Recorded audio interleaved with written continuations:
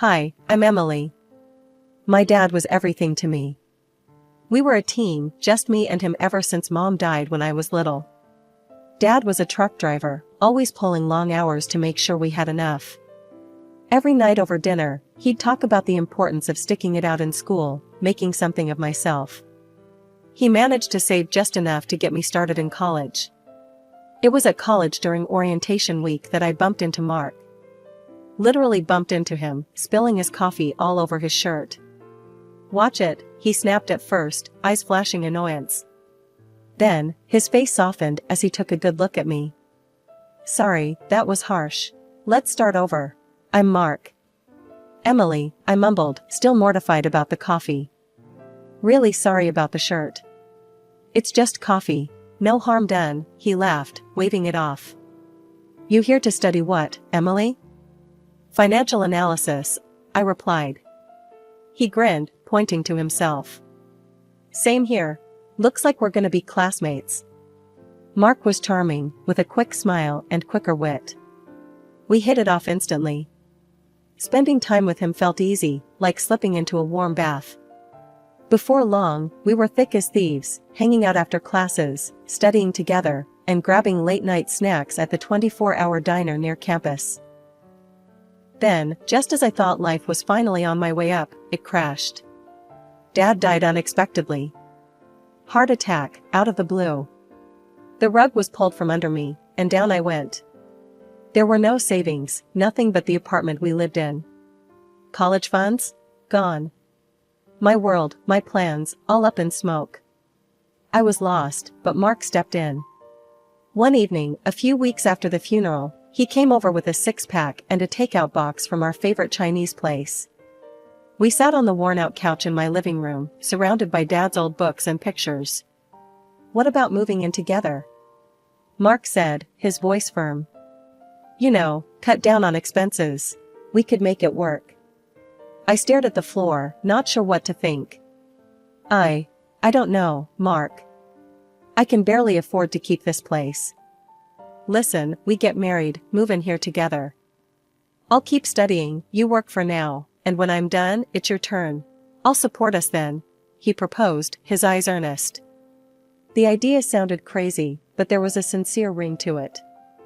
Maybe it was the grief fogging my brain, or maybe it was the desperate hope fluttering in my chest, but I nodded slowly. "Okay, let's do it. But promise me, when you graduate, it'll be my turn." "Promise," he said, reaching across to squeeze my hand. We got married 2 months later at a courthouse, with a couple of Mark's friends as witnesses. Dad's apartment became our home, our little island in the storm. My days blurred into nights as I shuffled between 2 jobs, just to keep our heads above water. By day, I was slinging coffee and plates at a bustling cafe, and by night, I sold pastries at a local bakery. Exhaustion became my constant companion, but quitting wasn't an option, not with Mark buried in his textbooks and our bills piling up. Mark's study schedule meant he was home a lot. You'd think that would make things easier, but it didn't. He had his finals coming up, and the stress turned him into a bear. The smallest things set him off, especially if dinner wasn't ready when he expected it. One night, I came home later than usual, my arms aching and my feet swollen from the long shifts. The house was dark except for the flicker of the lamp over Mark's study table. I dropped my keys on the counter and winced at the noise. Almost instantly, Mark's head popped out from his books, his brows knitted in annoyance. "Where have you been? I've been waiting to eat. There's nothing ready?" His voice was sharp, each word like a jab. I sighed, leaning against the doorframe. "I'm sorry, Mark. The bakery was slammed today. I haven't even had a chance to take off my shoes yet." "Well, I'm starving. I can't study on an empty stomach, Em." His voice softened a bit, but the irritation was still there, hanging between us like a thick fog. "I'll fix something quick," I mumbled, pushing past the fatigue. I rummaged through the fridge, pulling together what little we had to whip up some scrambled eggs and toast. Not exactly gourmet, but it was the best I could do on short notice. It wasn't just the stress of our living situation weighing on me. There were also Mark's parents, Richard and Marianne. Both well-educated, well-spoken, and well-off, they never missed a chance to remind me that I didn't quite fit their idea of a suitable match for their son. Visiting them was an ordeal. Their old house was like a fortress of books and high culture. Each room overflowed with literature and artifacts from their travels around the world. The first time I stepped into their living room, Marianne had eyed my second-hand jeans and faded college sweater before offering a thin-lipped smile. "Emily, dear, have you read the latest by Jonathan Franzen?" "Oh, but of course, you've been too busy working your, how many jobs is it now?" Her tone was honeyed poison. Richard was no better. "It's a fascinating treatise on the socio-political landscape of contemporary America.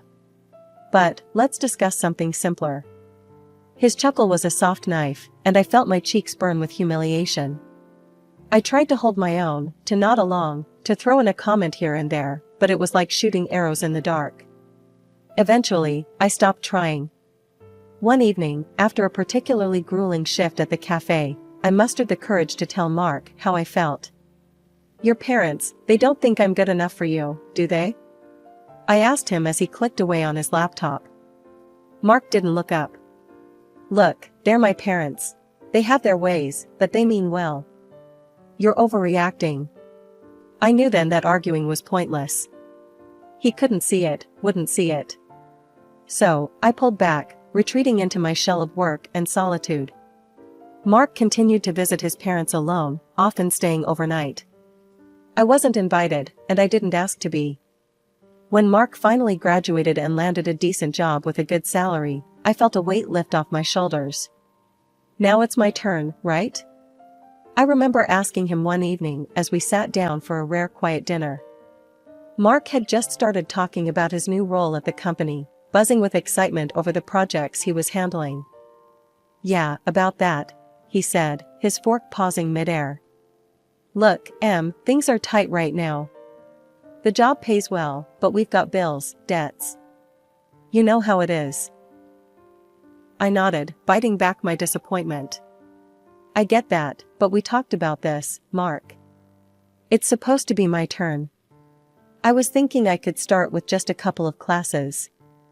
I'll keep working at the bakery to help out." He shook his head, a frown creasing his forehead. "Emily, be realistic. We need every penny we can get. Forget about college for now." The resentment that had been simmering inside me boiled over. "I supported you," I snapped. "I worked 2 jobs, Mark, so you could have this, so we could have this. And now you're telling me to forget my dreams?"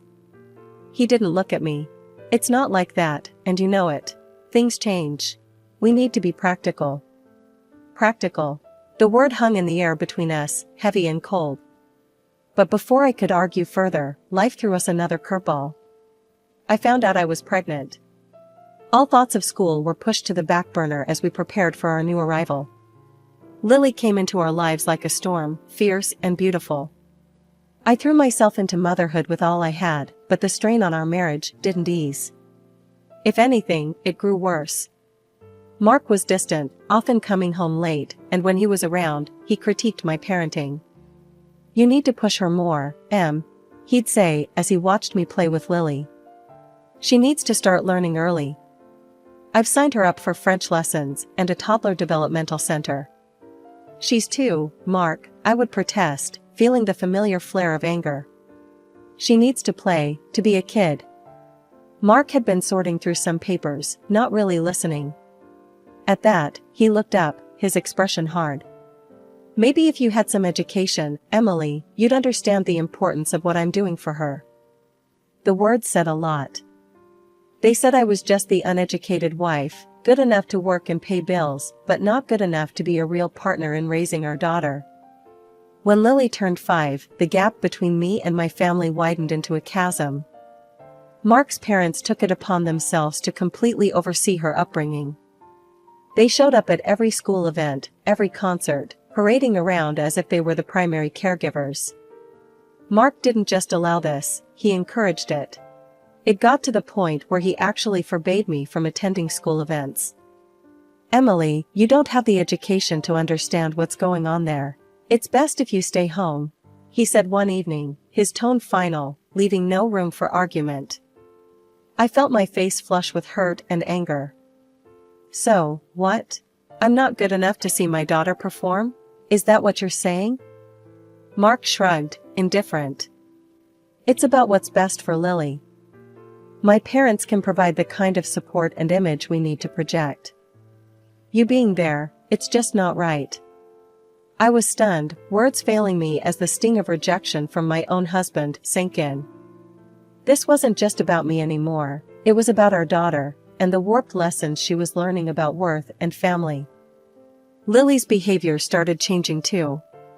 She no longer saw me as an authority figure, much less a mother. When I asked her to tidy her room or finish her vegetables, she'd scoff and say, "Grandma says I don't have to listen to you." It broke my heart every single time. As Lily grew older, her disregard turned into embarrassment. One day, when Lily was about 13, she had friends over for a study group. I was vacuuming, lost in my thoughts about how distant our relationship had become. I turned the corner into the hallway, and there was Lily, her friends trailing behind her. Seeing me, she hesitated for just a second. Her eyes darted from me to her friends, and then, as if she'd made a decision, she said, "Oh, that's just the housekeeper." The words hit me like a physical blow. I stood there, frozen, as her friends nodded casually and followed her into the room. As soon as I was sure they were out of earshot, I rushed to the bathroom, tears streaming down my face. How had it come to this? How had I become a stranger in my own daughter's eyes? That evening, after Lily's friends had left and we were alone in the kitchen, I confronted Mark. "Did you know what Lily calls me in front of her friends? The housekeeper. That's what she thinks of me, thanks to you and your parents." Mark didn't even have the decency to look surprised. He just kept scrolling through his phone. "Well, what did you expect, Emily? You set yourself up for that by never pushing back. If she doesn't respect you, it's because you never demanded it." I stared at him, the man I had married, the man I had supported through college, and didn't recognize him. He was a stranger, one who valued appearances over family, image over substance. Turning 36 was supposed to be a fresh start, a chance to mend fences and rebuild the bridges. With that little hope, I booked a table at one of the nicer restaurants in town, a place where Mark and I once celebrated happier times. I even splurged on a new dress, something simple yet elegant, hoping to light up Mark's eyes like I used to. I came home that evening, the fabric of my new dress swishing softly against my legs, feeling a mix of nerves and excitement. "Mark, Lily, hurry up and get ready. I booked us a table for my birthday. It's going to be special," I announced, trying to inject some cheer into my voice. Mark looked up from his laptop, his face blank, while Lily didn't even bother to pause her video game. "Go out with you? In that?" Mark snorted first, and then Lily joined in, her laughter sharp and mocking. "What's wrong?" I frowned, looking down at my dress. "You think you look good? You look like a scarecrow," Lily scoffed, her words slicing through me. "I'm not going anywhere with you. You'll just embarrass us." "Yeah, let's not pretend we're some happy family. You're just an ignorant loser, Emily. What were you thinking?"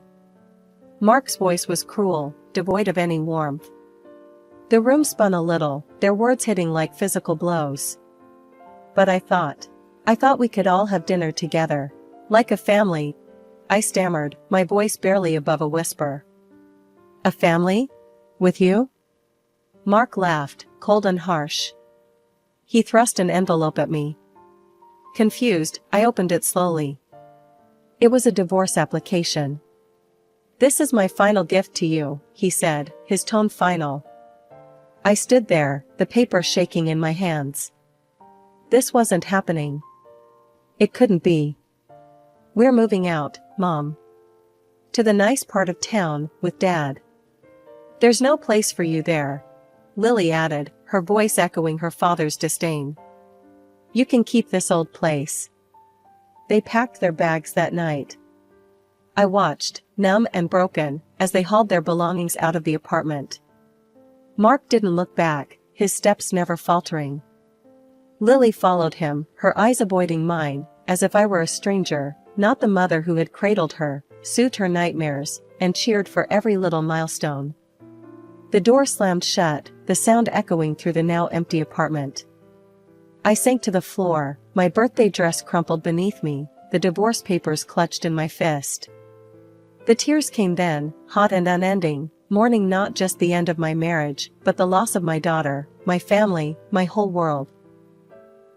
The divorce was a brutal affair, stripped of any dignity or semblance of the love. When Mark sued for sole custody of Lily, claiming I was unfit due to my educational status and financial instability, the courtroom felt colder than any place I had ever been. Sitting there, the harsh lights of the courtroom felt like a spotlight, illuminating every failure I ever thought I had hidden. My in-laws were there, right beside Mark, united in their disdain for me. Richard, with his sharp suit and sharper tongue, didn't miss a chance to emphasize my inadequacies. She simply lacks the capabilities to provide Lily with the environment she needs, Richard testified, his voice smooth and confident. Her lack of education and refinement, quite frankly, it's not up to the standard a child like Lily deserves. Marianne nodded along, her agreement silent but palpable in the tight press of her lips. I wanted to scream, to tell them that love can't be measured in diplomas or bank statements, but the words choked in my throat, strangled by the weight of my grief. When it was my turn to speak, my voice was a mere whisper, barely audible even in the hushed courtroom. I have always done my best for Lily. I love her more than anything, and all I've ever wanted was to make her happy. The judge looked at me, his expression unreadable, and then scribbled some notes that felt like the final nails in the coffin of my parental rights. The gavel fell with a sound that echoed like a door slamming shut on my heart. Custody was granted to Mark, and with it, a clear message: I was not enough. Walking out of the courthouse, the sky was a brilliant blue, mocking me with its clarity. I felt anything but clear, everything was a blur, the faces, the city, my future. But amid the chaos of my thoughts, a spark of defiance flickered to life. They thought I was done, that I would crumble, but I wouldn't give them the satisfaction. I turned to my old friend Sarah, who had come to support me at the trial. I'm going back to college, I declared, the words feeling like shards of glass in my mouth, sharp and dangerous. Sarah's eyes widened. Are you sure, Em? After everything? Especially after everything, I said, the resolve hardening inside me like cement. I need to do this, for myself. I need to show them, and me, that I'm more than what they think.